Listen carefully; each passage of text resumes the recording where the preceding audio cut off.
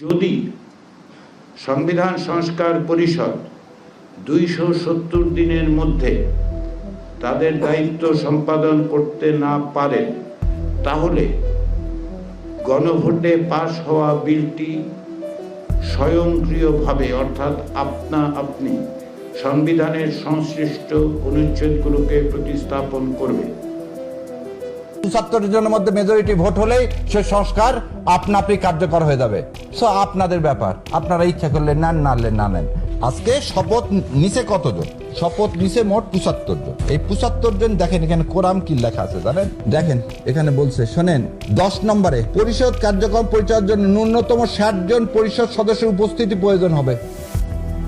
এই 68 জন এই সংবিধান সংস্কার পরিষদ যে যারা শপথ নিলেন তারা কালকে অধিবেশন ডাকবেন এবং তারা সংবিধান সংস্কার করবেন।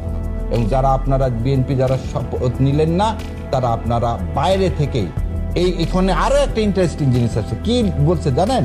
সংবিধান সংশোধন কোনো প্রস্তাব অনুমোদনের জন্য পরিষদের মোট সদস্যের সংখ্যাগরিষ্ঠ ভোটের সিদ্ধান্তে গৃহীত হইবে। 2/3 বলা নাই, বলা আছে সংখ্যাগরিষ্ঠ ভোট।